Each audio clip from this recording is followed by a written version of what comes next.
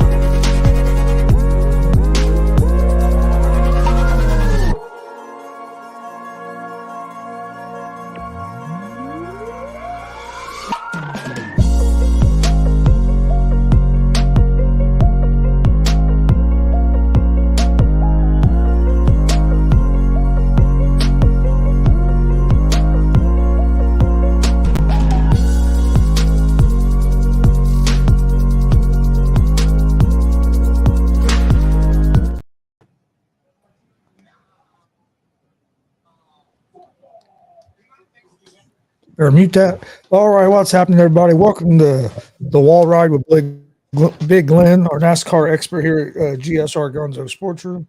I'm Gonzo. That's Big Glen. How's it going? I'm doing great, man. Rested up after that fun weekend that I just had in Phoenix at the NASCAR Championship weekend. Things fixed here real quick. Yeah, how was that?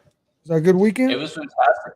Yeah, it was fantastic. I had VIP access on Friday and Saturday. Got around, got to meet a lot of people, a lot of drivers. Both teams that gave me access. I want to make a big shout out and thank you to those teams for being AM Racing that secured my truck VIP pass on Friday for Christian Rose because my name was on the back of his truck for the race on Friday night. Big thank you to them and JD Motorsports for the Xfinity VIP pass on Saturday.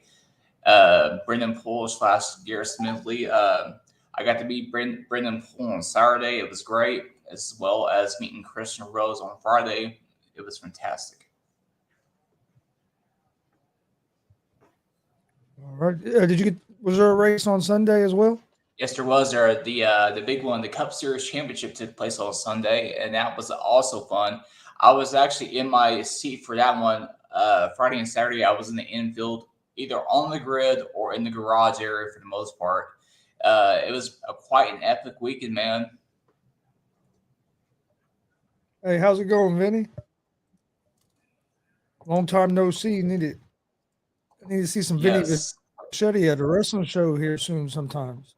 Yeah, I've seen him at the W quite a few times myself. So, and he's worked Vinny, yeah, Vinny's a good dude. Oh yeah. Oh, I haven't met him yet though. So, but yeah. Where you want to start at? Let's go ahead and start with the ARCA West Series race that took place on Friday morning / afternoon. Then we can go into the Truck Series. On Friday, this was quite an early race by race time standards. The ARCA Menards West Series had their Desert Diamond 100 race at Phoenix. It started about 2:30 Indianapolis time, and it was just started just before noon over here in Phoenix. I think it was William Sawalich won the race. And Sean Hignorani won the ARCA West Championship on Friday afternoon. And Friday night was the truck championship race. It was a great one, a wild one, and kind of like that saying, those fans that chant "Fight Forever" at wrestling shows. Buddy Davis fixing the race forever on Friday night because that race went into 4 overtimes. Yeah, 4 overtimes. It was wild. And the scheduled distance was 150 laps or 150 miles. It went to like I think it was 180, 181 or 182. So they ran an extra 30 something laps under caution and ended up finishing the race with Christian Eckes winning the race, but Ben Rhodes winning the championship over Grant Enfinger, who was coming around the getting ready to come past them coming to the finish. They had no idea who was going to win the race until it was actually over. It was that wild.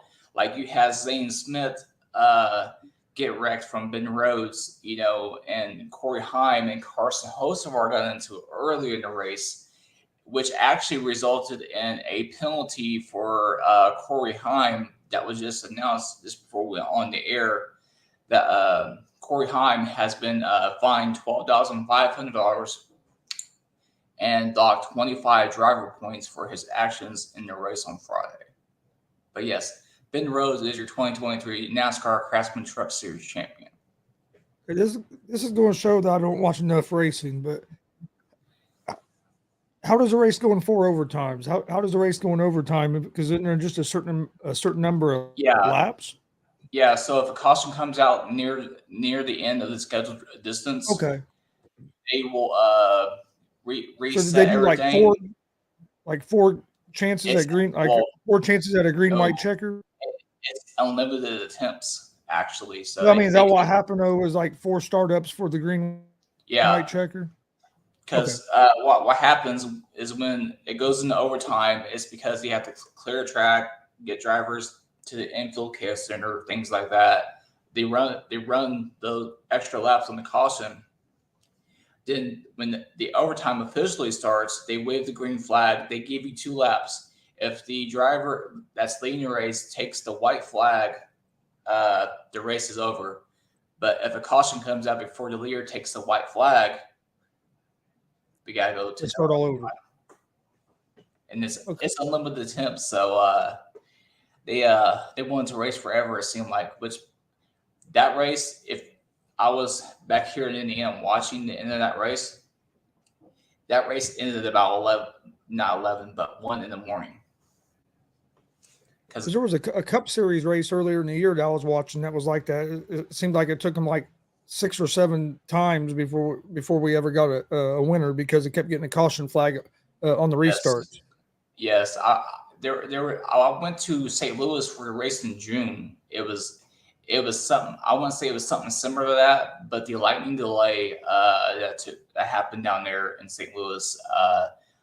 Thankfully, Worldwide Technology Raceway has lights, so they was able to finish it up under the lights after all that lightning delay.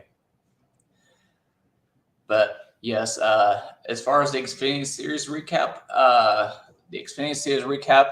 we had Cole Custer taking home the Xfinity Series championship over, I think it was Justin Allgaier who finished right behind him. Cole Custer actually won the race and the championship, so we didn't have like a situation where it was 2 winners. So sometimes you get that. Sometimes you get the guy that wins that final race isn't the champion because of the point system. Yeah, there's actually a strange stat on the Cup Series that I'll get to in the follow-up thoughts relate to the Cup Series on that. But yeah, that was fun. Saturday was fun as well. But yeah, Cole won the race, and I actually had one of the Junior Motorsports drivers winning that championship. But I figured if anybody was going to come out on top, that wasn't one of those 2. It would have been the other 2. Obviously that's easy for me to say because I watched it a lot, and there's only 4 guys competing for it. But Cole Custer did a great job, even with getting demoted from the Cup Series to the Xfinity Series. So, but the big one on Sunday. I was actually in my seat for this one. I was sitting in the dog leg, the lower section of the the grandstands. The race starts were wild, but the winner of the race was Ross Chastain, and the winner of the championship ended up being long shot Ryan Blaney. Ryan Blaney kind of like came out of nowhere and won the title and stuff on Sunday. It was actually pretty interesting because he's actually one of Chase Elliott's friends in the Cup Series. So it was a good feeling to see Ryan Blaney because I'm going to get to this Ryan Blaney story real quick because it's actually pretty funny. Last year when I went to Vegas for the Cup playoff race out there, when I won that money from the radio station. Well, his beard, if you look at him from a distance, he kind of looks like Chase Elliott. So I had like an infield pass, not like a VIP pass, but one of those ones that they sell on their track website. Well, I had Ryan Blaney not knowing that it was Ryan until I got up to him after he had just signed Chase's diecast and stuff. Like, it was relatively funny because after I realized I was Ryan Blaney, I was like, "Oh crap, man!" So I wiped it off because I didn't want Ryan. I wanted Chase to sign it, But it was pretty cool to see Ryan Blaney win championship, though. Then a weird stat. I want to say it's a weird stat, but it's an interesting stat that I don't think got talked about too much.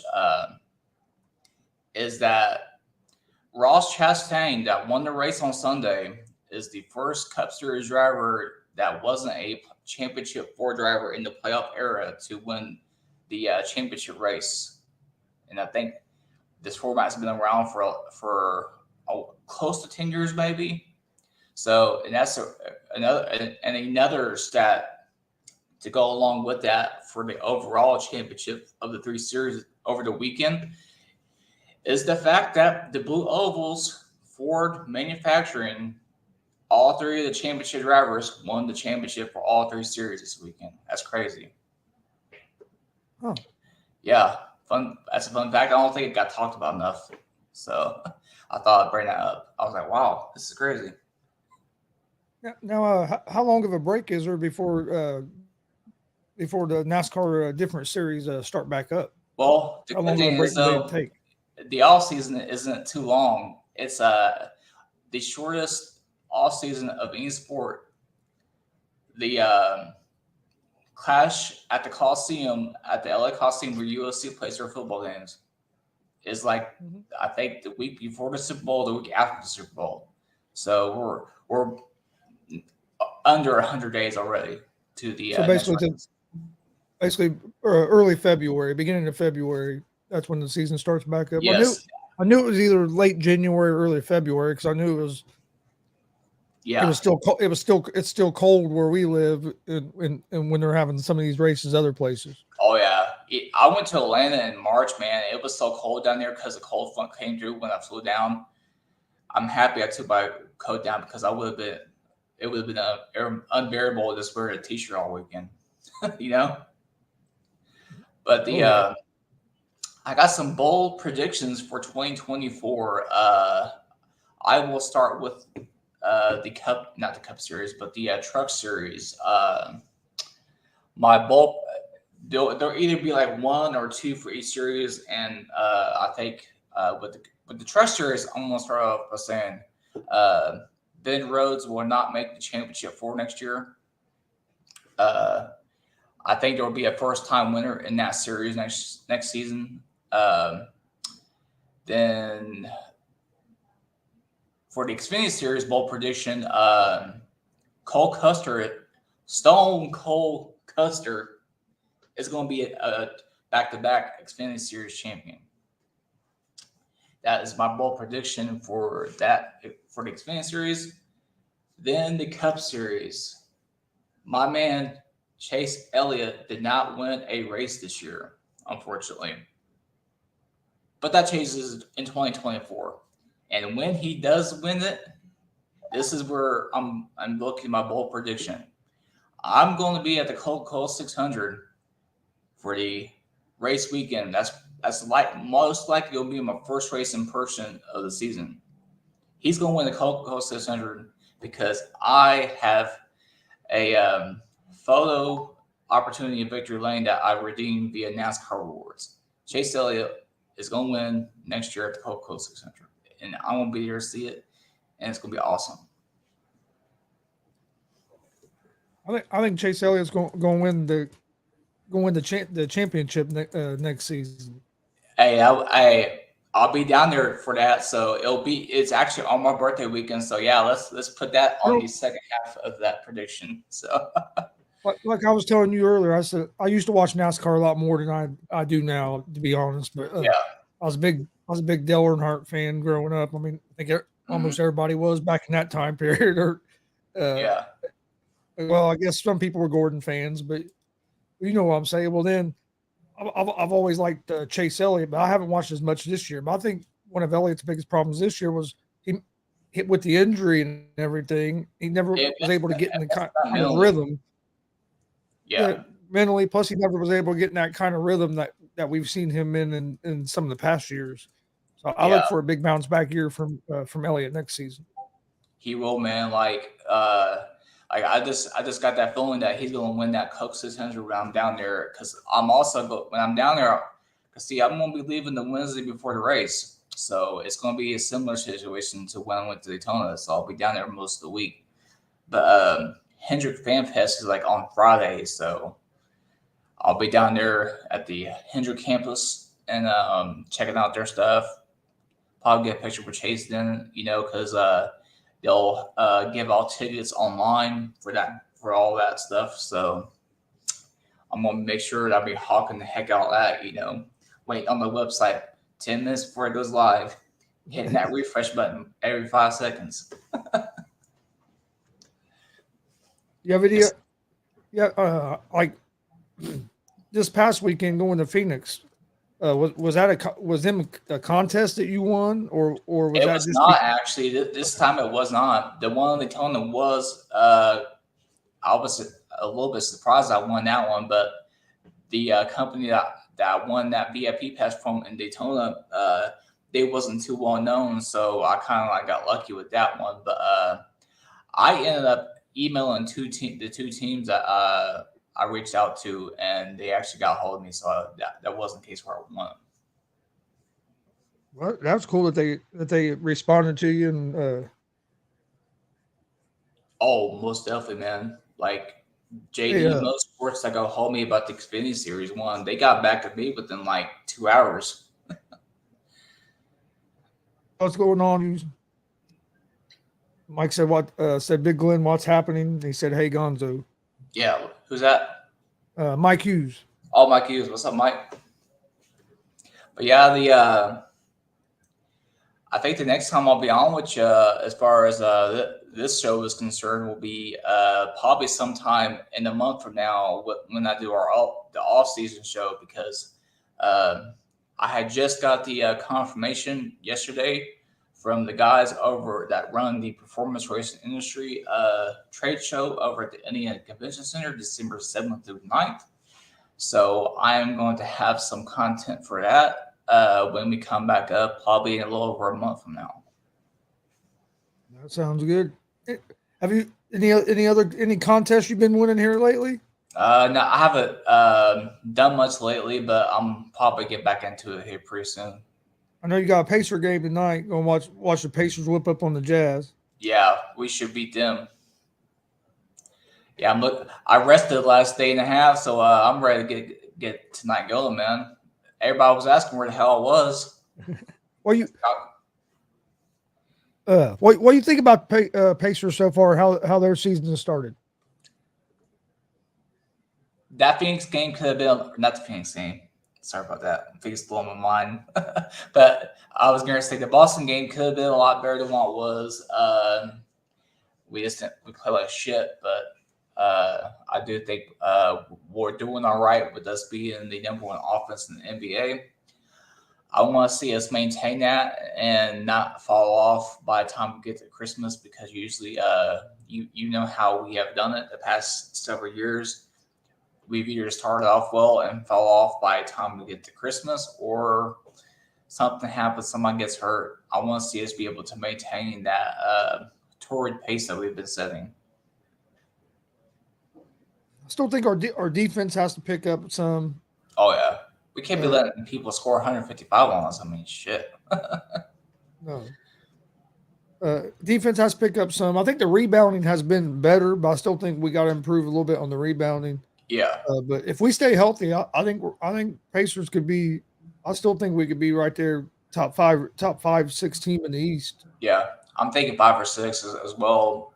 I think at the worst case scenario that we probably fall into the play-in, like 7, 8, not like 9, 10. So just for clarification, where I think we stand on that is if we do end up landing in the play-in, I think it will be like a 7, 8. What do you think of that? What do you think of these play-in courts? These in-season tournament courts, these new courts that they brought out. Ours, I love. I saw Sacramento's and I thought it was shit. I hate to say it because there's somebody that I follow on Twitter and Instagram that's a big Bay Area fan in general, whether it be Sacramento or Golden State.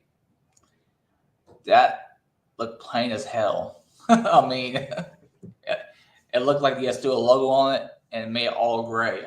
I mean, it doesn't get much plainer than that. I mean, plain M&Ms are much better than that. I mean, but I like ours. Also, like, even though it's not our alternate court is different than the play-in tournament one, I also like the alternate one that we'll be using this year as well. So some of them are good, some of them are bad. I've seen the one for the Bulls that looks pretty nice as well. You know, that's a whole lot of red though. Yeah, it is. All right. Well, is there anything else NASCAR wise that you wanted to touch on today before we get out of here? No, I think that pretty much took care of it. I just want to pretty much get a good rundown of the season, overall thoughts of the three series, and bold predictions for next year. Then announcing the PRI trade show next month. That'll pretty much be the off-season show. Then we'll probably after December we'll probably pick up, end of January, early February to get a preseason look. Yeah, and we'll get a set date, or like a set date going for each week or whatever, and all that good stuff. I want to thank everybody for joining us. Yes, thank you very much. Please hit that subscribe button on YouTube. Hit that subscribe button on YouTube at Gonzo Sports Room. Like and follow Facebook, Twitch, Twitter, Instagram, all Gonzo Sports Room. Also check out the ASAP All Sports All Plays Network on Facebook, YouTube, Twitch, all social media as well. But this has been the Wall Ride with Big Glen, and we will see you guys next time. And of course, I'm not lined up where I need to be.